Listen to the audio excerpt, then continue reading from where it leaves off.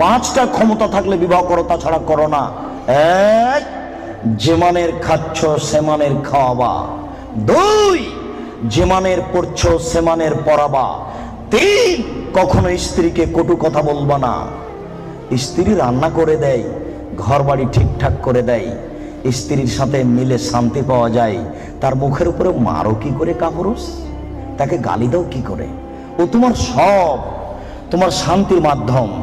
তুমি তার সাথে মেজাজ করা করে কথা বলো কি করে? আল্লাহ রাসূল বলছেন, খায়রুকুম খায়রুকুম লিআহলি ওয়া আনা খায়রুল লিআহলি।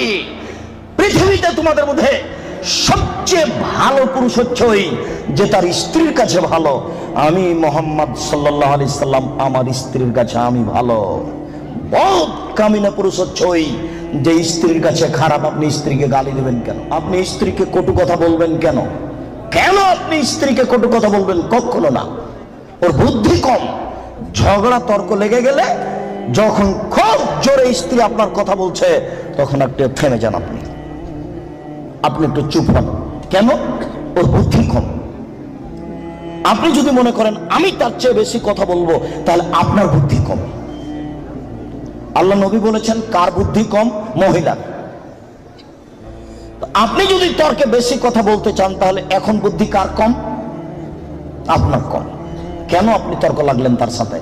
খুব জোরে বলছে, আপনি চুপ হন, কটু কথা বলতে পারবেন না। অন্তত 3টে কথা মনে রাখবেন। 1, কখনো বলবেন না যে তোমার ঠোঁট মোটা। একবার বললে 10 বছর আপনাকে ভালোবাসবে না। 2, কখনো বলবেন না স্ত্রীকে তোমার রং কালো। খালি বলবেন তুমি এত সুন্দরী, তুমি এত সুন্দরী, তোমার মতো কোনো নারী দেখি না। সারা রাত পা টিপে দিবে, কখনো আপনি বদনাম করবেন না। 3, ভুলেও কখন শ্বশুর শাশুড়ির নিন্দা করবেন না। হ্যাঁ, তোর বাপ অমানুষ, টাকা দিতে চার দেয়নি, এরকম কোন কথা বলবেন না। একবার শ্বশুর শাশুড়ির নিন্দা করলে আপনার স্ত্রী মরা পর্যন্ত কোনোদিন আপনাকে ভালোবাসবে না। 4, কখনো মুখে মারবেন না। 5, ওলা তাতরুকা ইল্লা ফিল বাইতে, আপনার স্ত্রীকে নিজের বাড়ি ছাড়া কোথাও থাকতে দিবেন না, কোথাও যেতে দিবেন না। আপনার স্ত্রী খালার বাড়ি যেতে পাবে না, নানির বাড়ি যেতে পাবে না, ভাবির বাড়ি যেতে পাবে না, মায়ের বাড়ি যেতে পাবে না।